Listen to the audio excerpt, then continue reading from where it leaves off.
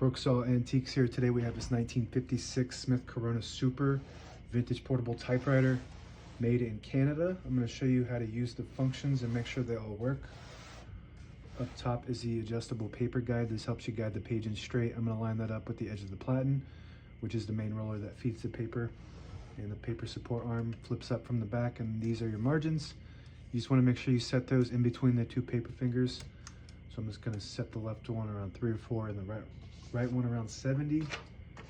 And those paper fingers are also adjustable, and that's when you know you have a luxury Smith Corona, is when you have the paper bale with 3 rollers on it plus 2 paper fingers to help hold that page down nice and tight, make that print look good.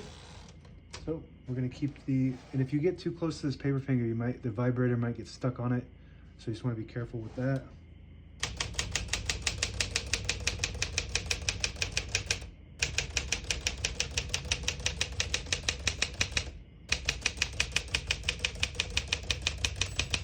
Once you hear the bell, you're at the end of the margin. Hit this line space, get you back to the beginning, and skips 1, 2, or 3. Right now we have it on single, but if you want double, you just flip that switch back. It skips 2. One more, it skips 3. That works good. We're going to keep it on single and finish typing. As you can see, all the keys type nice and none of them skip or stick. I'll type a sentence in red on the next line and switch from black to red. There's a switch on the right side here. You flip that all the way down. It prints the bottom portion of the ribbon. When you have it in the middle, it prints no ink at all. It just leaves a stencil for copying purposes.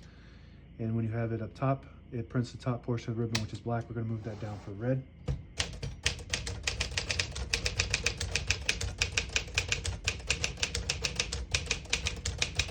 Beautiful typing machine. This one and the Silent Super are 2 of my favorite models. I'm not too familiar with the Super. It's almost feels just exactly like the Silent Super. I don't know if something about Canada had something to do with that. I know that the pink color on this is very rare, so I really like that. Even though it's kind of faded, it still looks really cool. Got the pink space bar and the dark pink in the back there. To pull the page out easy, there's a switch on the right side. You flip it forward and it unlocks the rollers underneath the platen, allowing you to pull the page out easier. Load thicker paper like carbon copy or cardstock. Make sure you flip that back before you load the next page, or else it won't load correctly. So if you have this in like a darker, if your room is a little darker, you could see the pink. For some reason, just because I think it's just because it's a little faded, it's old, you know.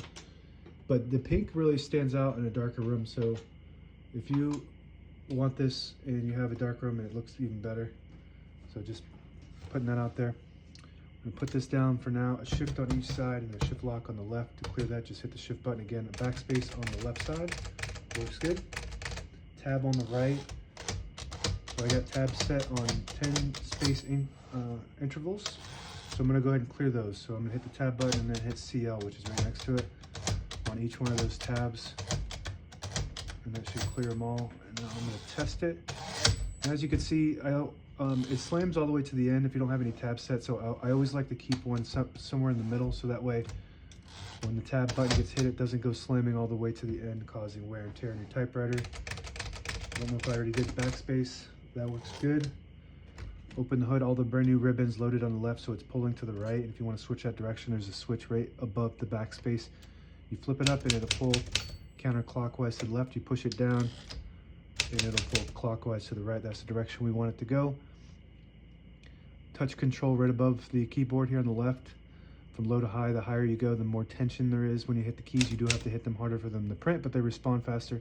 The lower you go, you don't have to hit the keys as hard for them to print, and that's the way I like it. MR right next to the tab is the margin release. When you get to the end of the margin, it'll block you from printing. If you hit MR, it will allow you to go all the way to the end, or until you get stuck on that paper finger. On the right side is your carriage release. Very nice. And the carriage lock. You lift this up, it'll release the carriage and it lock in the middle right there. To unlock it, you just move the carriage to the right.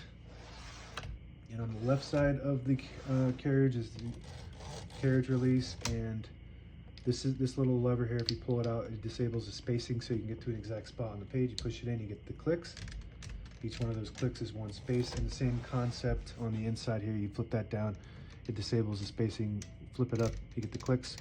And this also has a page gauge, So on the inside of the platen there, you got one side that says end. I don't know if you can see that with the lighting. So the left side says end and the right side says set. You want to set it right below the 11. So like right here or so. And then when you get close to the bottom of the end of the page on the left end, it'll start showing inches left on the page. So that's 2 inches, 1.5, 1, and then you get to the end, right there. And that's what that does. Now available on eBay or Etsy, search Brooksaw Antiques.